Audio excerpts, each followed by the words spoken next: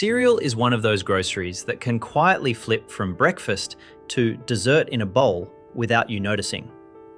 Today, we're counting down 7 cereal brands Australians should avoid as an everyday buy based on independent nutrition comparisons and the Health Star rating data. Then we'll finish with 3 options that hold up way better. Starting at number 7. Number 7. Golden Vale Choco Rice, Aldi. This is one of those cereals that looks harmless because it's cheap and familiar, but the numbers tell the story. In the nutrition comparison data, Golden Vale Choco Rice sits at a 2-star Health Star rating, with 35 grams of added sugar per 100 grams, and 0% whole grains listed. Fibre is not even listed in the dataset for this product, which is a red flag when you're trying to buy cereal for every day. Sodium sits around 270 milligrams per 100 grams, which is not extreme, but it's the sugar and no whole grain base combo that makes it hard to justify as a default breakfast. Why this matters is simple. If a cereal is mostly refined grain plus added sugar, it tends to spike quickly and fade fast. You get a short hit, then you're hungry again. And because it's marketed as a kid's cereal in the same comparison system, it's competing against genuinely high whole grain, low sugar options that exist in the same aisle. If this is a must-have taste in your house, keep it in the treat rotation, not the weekday rotation. The easiest fix is mixing. Half a bowl of something high fibre and plain, then a small sprinkle of this on top for flavour. That keeps the sweetness without turning the whole bowl into a sugar-forward breakfast. Number 6. Kellogg's Cocoa Pops. Cocoa Pops is the classic chocolate milkshake only crunchy vibe, and the nutrition profile matches that reputation. In the cereal comparison data, it's sitting on a 2-star Health Star rating, with 32.3 grams of added sugar per 100 grams, and only 1.7 grams fibre per 100 grams. Sodium is around 330 milligrams per 100 grams. That's a lot of sugar, with very little fibre to slow things down. This is where marketing can mess with your instincts.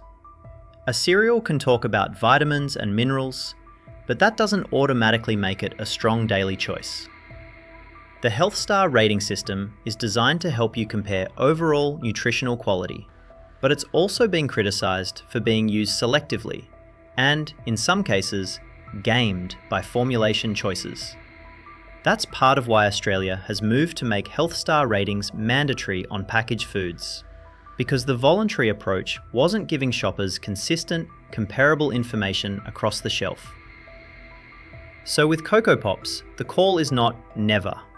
The call is, don't let it become the default. If you want a chocolate cereal vibe more often, make the base a higher fibre cereal and add a measured amount of Cocoa Pops as the topping. Same taste hit, totally different daily pattern. Number 5. Nestle Milo cereal. This one surprises people because the star rating looks decent at first glance. In the nutrition comparison data, Milo cereal shows a 3.5 Health Star rating, about 26.6 grams of added sugar per 100 grams, and 7.8 grams fibre per 100 grams. Sodium is about 120 milligrams per 100 grams. So why is it on the avoid list? Because for an everyday cereal, 26.6 grams of added sugar per 100 grams is still big. It's not a little sweet, it's sweet cereal that happens to carry fibre. This is also where the star rating can lull you into thinking the sugar is minor. It isn't.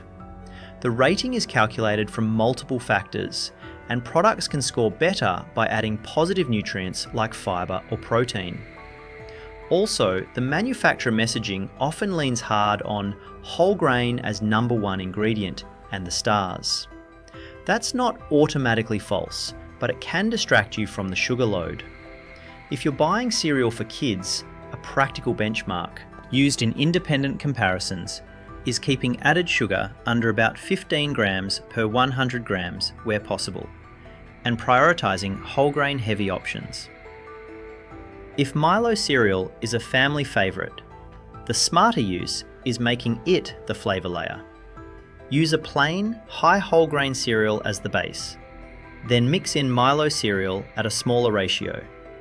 You keep the Milo taste, but reduce the sugar density of the bowl. Quick pause. If you're finding this research valuable and you're still with me, drop a comment with the number 5 so I know you're here. And if this is your first time watching, please consider subscribing and hitting that notification bell. It really helps us continue creating well-researched, fact-checked content like this. Alright, let's get back to it. Number 4. Woolworth's Crackling Cocoa Puffs. This is a good example of how not the worst can still be a bad everyday habit. In the nutrition comparison data, Woolworth's Crackling Cocoa Puffs has a 3.5 health star rating, with 21.2 grams added sugar per 100 grams, 5 grams fibre per 100 grams, and 222 milligrams sodium per 100 grams. It's also categorised as a kid's cereal in the same dataset. So what's the problem? It's that 21.2 grams added sugar per 100 grams means you're still in a very sweet cereal zone. And because it's a kid's cereal, the packaging and positioning is built to turn it into a repeat buy. When you put this next to genuinely low sugar, high whole grain options, it's hard to justify as your default breakfast because it has a decent star rating. The better way to treat this cereal is like a sweetener, not a base. Think of it like chocolate chips. A little goes a long way. If you do 1 bowl a week, fine. If it turns into 5 bowls a week, the sugar load becomes the main feature of breakfast. Number 3. Kellogg's Crispix Honey. This is one people don't always clock as a problem because it looks like a plain, simple cereal. But the numbers are rough. In the nutrition comparison data, Crispix Honey sits at a 2-star health star rating with 27.7 grams added sugar per 100 grams, only 1.6 grams fibre per 100 grams, and a very high sodium figure at 490 milligrams per 100 grams. That combination matters. Low fibre means less staying power. High sugar means it leans toward treat territory. And 490 milligrams sodium per 100 grams is a lot for a cereal, especially when you're already getting sodium across the day from bread, cheese, sauces, and snacks. This is exactly why the label matters, and why public health groups have pushed for clearer, more consistent front-of-pack labelling so shoppers can compare properly. If you love the crunch and honey vibe, there are better ways to get it. Pick a high-fibre wheat biscuit or shredded wheat base and add a small drizzle of honey yourself. You control the sweetness and you keep the fibre high. Number 2. Kellogg's Froot Loops. This one is basically the textbook case of cereal that behaves like lollies. In the nutrition comparison data, Froot Loops shows a 2-star health star rating with 38.8 grams of added sugar per 100 grams, fibre at 2.4 grams per 100 grams, and sodium around 360 milligrams per 100 grams. When added sugar is that high, the bowl is doing most of its work through sweetness, not through whole grains or fibre. That doesn't mean people can't eat it. It means it's not a strong default choice for day-to-day breakfasts, especially for kids who already get plenty of added sugar elsewhere. This is also where the cartoon cereal effect hits hard. Independent comparisons of kids' cereals have found that products with kid-focused packaging and incentives tend to come with worse nutrition profiles on average. If you want a simple household rule, it's this. If it tastes like confectionery dry, it's probably not an everyday breakfast. Keep it as a weekend bowl, or a small topping over something plain. Number 1. Kellogg's Frosties. Frosties takes the top spot because it's one of the clearest examples of sugar-forward cereal, even before you add milk. In the nutrition comparison data, Frosties carries a 2-star health star rating, with 41.3 grams of added sugar per 100 grams. Total sugar up around 43.4 grams per 100 grams, fibre at 2 grams per 100 grams, and sodium around 330 milligrams per 100 grams. That's the kind of sugar concentration you'd expect in a treat food. And again, it's not about panic, it's about frequency. If this becomes a standard weekday breakfast, you're basically starting the day with a high sugar base that doesn't bring much fibre along for the ride. Now, to be fair, some people use this strategically, like getting a picky eater to eat breakfast at all. Breakfast plus milk is better than no breakfast. But if the goal is a set and forget cereal you can buy every week, this is the one to step away from first. Alright, before we get into the 3 cereals that are actually worth trusting, here's the simple checklist that makes cereal shopping way easier. First, use the stars as a quick filter, not a full decision. The rating is useful for comparing similar foods, but it can be influenced by how products are formulated, and it hasn't always been consistently displayed across the shelf. That's part of the reason Australia is moving toward mandatory health star rating labelling. Second, check added sugar and fibre together. A practical benchmark used in independent cereal comparisons is keeping added sugar under about 15 grams per 100 grams if you can, and looking for fibre that's meaningfully higher than the 2 grams per 100 gram zone you see in the worst offenders. Third, don't get hypnotised by front of pack words like whole foods or paleo or natural. Those words can show up on cereals with low star ratings, so always bring it back to the nutrition panel and ingredient list. And one more labelling detail that's genuinely useful. When a product uses low sugar claims, there are specific rules around what can be claimed, and a genuinely low sugar benchmark often referenced in Australian cereal buying guidance is around 5 grams per 100 grams. Now the better picks. These are 3 cereals that consistently look strong when you check the same things: stars, sugar, fibre, and whole grain content. First better pick, Sanitarium Wheat Bix. If you want the safest default cereal in Australia, Wheat Bix is hard to beat. In the nutrition comparison data, Sanitarium Wheat Bix Organic sits at a 5-star health star rating, with 2.8 grams added sugar per 100 grams, fibre at 10.4 grams per 100 grams, sodium around 269 milligrams per 100 grams, and whole grains listed at 97%. What makes this one work is how boring it is, in a good way. It's basically a whole grain base that you can customize. You can make it sweeter with fruit, you can make it higher protein with yogurt, you can make it more filling with nuts and seeds. And because the base isn't loaded with sugar, you're not starting from a treat cereal foundation.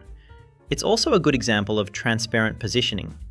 The health claims in the comparison data point directly to whole grain and low sugar, rather than pretending it's a chocolate dessert with some vitamins sprinkled in.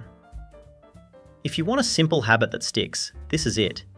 Keep Wheat Bix as the default in the pantry, then buy one fun cereal occasionally and treat it like a topping, not the whole bowl. Second better pick, Uncle Toby's shredded wheat. This is another default pantry winner, especially if you're trying to cut added sugars without giving up cereal entirely.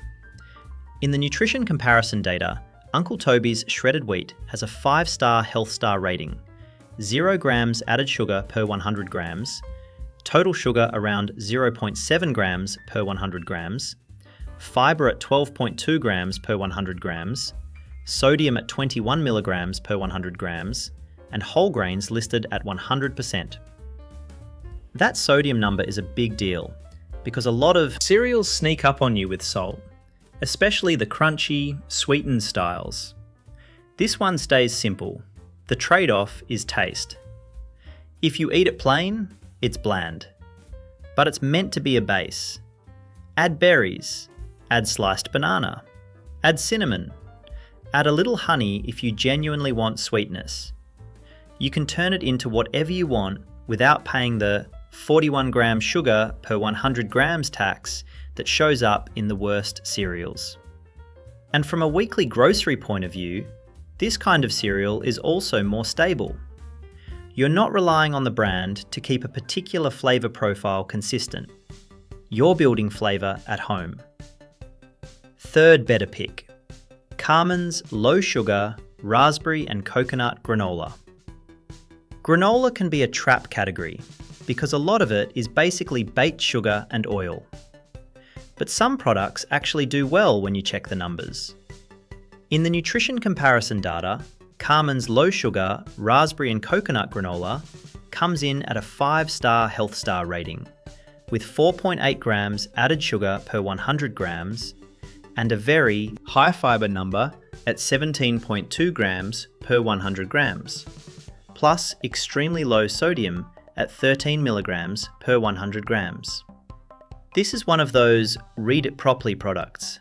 It's still granola, so portions matter, because granola is calorie dense. But if you use it the right way, as a measured topper over yogurt or a smaller bowl with fruit, it gives you the crunch people chase in the sugary cereals without turning breakfast into dessert. It also shows why the star system can be helpful when it's used consistently.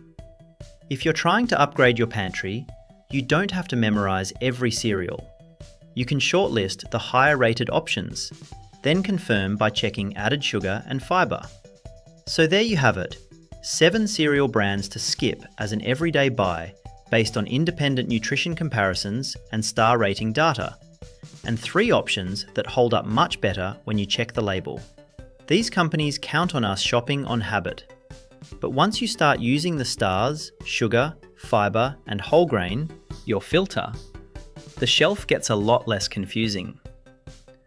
Which of these cereals is in your pantry right now? And did any of the numbers surprise you? If you found this helpful, hit like. It tells YouTube to share this with more Aussie shoppers who want the facts, not the marketing. Subscribe for more evidence-based grocery guides, and drop a comment with what category we should investigate next. Shop smart with the facts, and we'll see you in the next one.